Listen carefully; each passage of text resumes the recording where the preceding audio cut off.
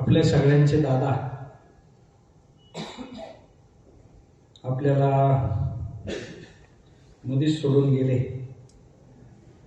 आणि ज्या कुटुंबाचा त्या दादाशी संबंध आला आणि ज्या कुटुंबाचा त्या दादाशी संबंध नाही आला त्या लोकांच्या सुद्धा डोळ्यात पाणी आलं.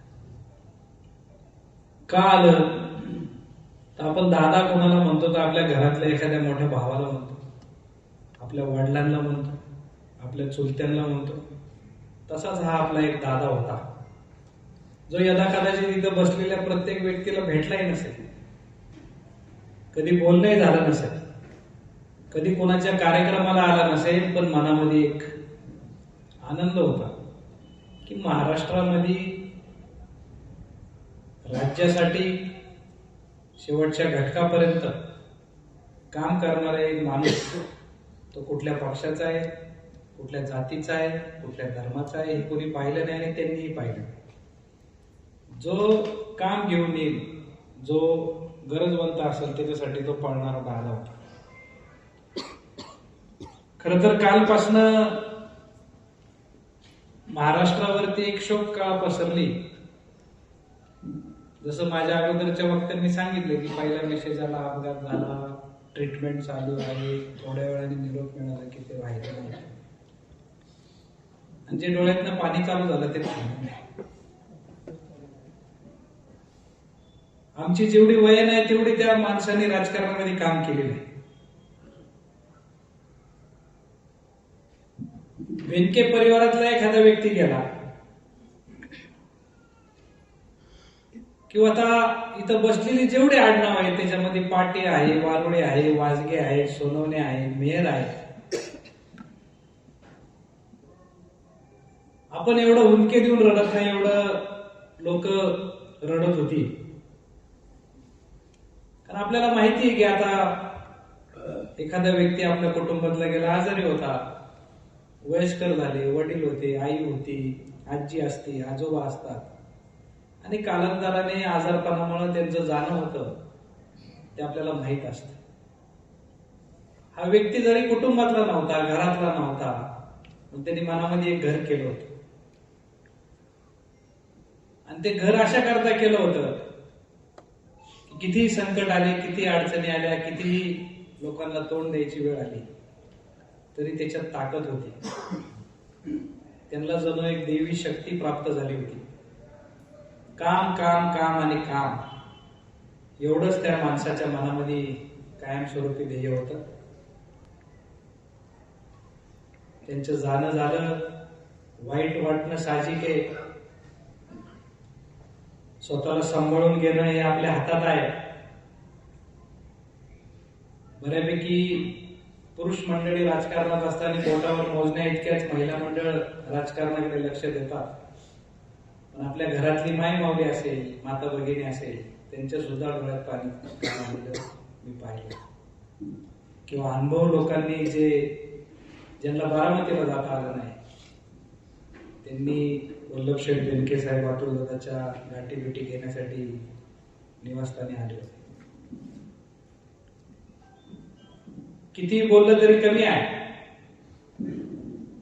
ज्यावेळेस ही बातमी कळाली, पुणे बंद झालं, बारामती बंद, सोलापूर बंद, पंढरपूर बंद, तर मी नारायणगावातल्या व्यापाऱ्यांचे आभार मानेन की तुम्हाला कोण सांगायला आलं नाही किंवा कुठल्या राजकीय पक्षाची लोक फिरली नाही, पण तुम्ही स्वतःच्या मनाने हा जो बंद पाळला त्याच्याबद्दल मी तुमचे सगळ्यांचे आभार मानतो. शेवटी एवढा मोठा माणूस जेव्हा आपल्यातनं जातो,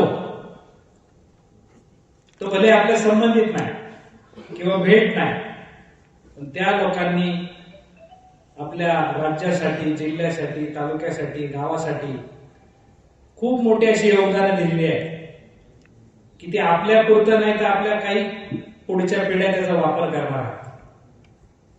त्याच्यामध्ये उदाहरणं असतील, आपले रस्ते असतील, सभा मंडप असतील, आता नव्याने जे हॉस्पिटलचं काम चालू आहे, या सगळ्या छोट्या छोट्या गोष्टी आपल्याला वाटतात की होऊन जातील, पण ह्या लोकांचं बारकाईने लक्ष असते. जसं रामभाऊनी सांगितलं, बाबूरावांनी सांगितलं की एक काम आम्ही फक्त फाईल घेऊन जायचे खोटे आणि ते काम करून टाकायचं. त्याचप्रमाणे छोटी छोटी कामं मधल्या काळामध्ये कॉलेजवरती तात्यांनी निमंत्रित केलं होतं. वाळवडी ग्रामपंचायतीची ग्राम सचिवालयाचं उद्घाटन होतं. या छोट्या गोष्टींवर बारकाईने लक्ष देणारा आमचा दादा. आता उद्या उठल्यावर कोणाला दादा म्हणायचं हा प्रश्न सगळ्यांच्या मनामध्ये आमच्या सारख्यांची त्यांचे संबंधित होते.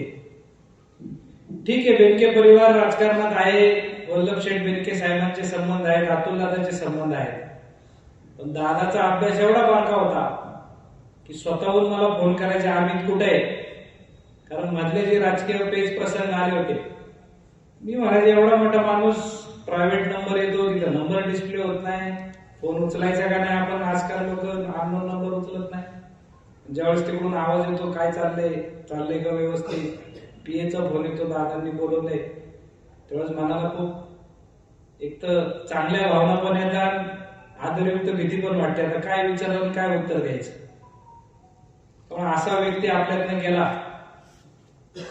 बारामती सारख्या ठिकाणी काल जी लोक महाराष्ट्रामधनं पोहोचली, ते ग्राउंड सुद्धा अपुरं काल पडलं, आज अपुरं पडलं. आपले प्रतिनिधी म्हणून अतुल दादा तिथं होते, आपल्या कारखान्याचे चेअरमन सत्यशील दादा होते, आमदार शरद दादा सोनवणे होते. आणि ज्या ज्या व्यक्तीला शक्य होईल तो इथून गाडी घेऊन तिथं पोहोचला. कारण एक भावना मनामध्ये होती की आपल्या कुटुंबातला एखादा व्यक्ती गेला तर आपण पुन्हा मुंबई किंवा महाराष्ट्राच्या बाहेर असल्यावर तिथं जातो येतो. दादा सुद्धा आपला कोणतरी लागतो, आपण अधिकारवाल्यांनी त्यांना दादा म्हणतो, आपण तिथं पोहोचलं पाहिजे. ही सगळी मंडळी गेली. त्या मंडळींनी रिटर्न आल्यावरती निरोप एकच दिला की बारामती तालुक्यामध्ये शोककळा पसरलेली ही फक्त त्या दिवसापुरतं नाही, तर तिथली जी युवक पोरं कॉलेजला जात होती ते म्हणले आमचं आयुष्य संपलं. त्यांना विचारलं कसं काय संपलं? त्यांनी सांगितले की आमच्या आयुष्याची सुरुवात ज्या माणसाने करून दिली, आमच्यासाठी शाळा बांधली, कॉलेज बांधली, अजून काही निमित्ताने ते करणार होते, त्या गोष्टी आता कोण करणार? हेलिकॉप्टरचा आवाज आल्यावरती मनामध्ये आनंद व्हायचा की आमचा करता धरता इथं आलेला आहे, तो आता काहीतरी नवीन गोष्ट आम्हाला देणार आहे, आमच्या आयुष्यामध्ये काहीतरी नवीन घडणार आहे.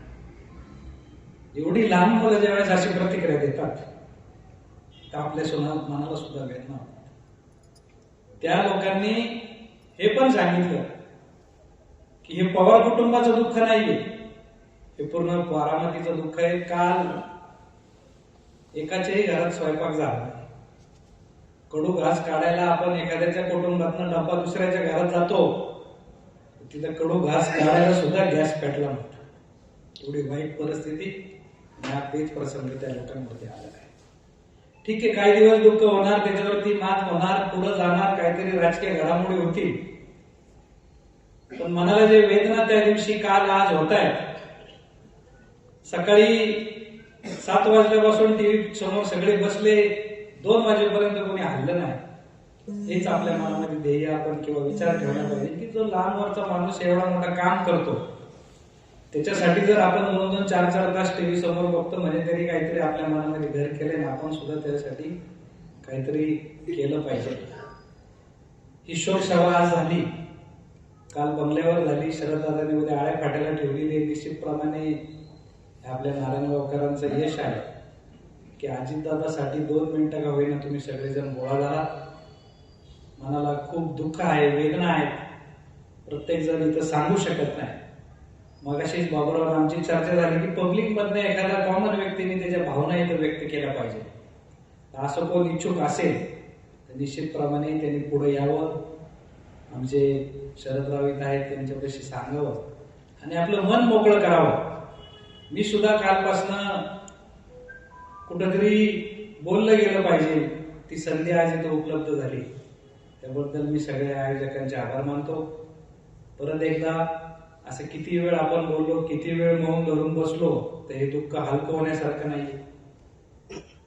आपण जे बोलतो की माझ्या कुटुंबात कोणतरी गेलं, आम्हाला सुतक आहे, तर निश्चितप्रमाणे आपल्याला हे 10 दिवसाचं सूतक असल्यासारखंच आपल्याला हे मनाला चटका देऊन जाणार आहे.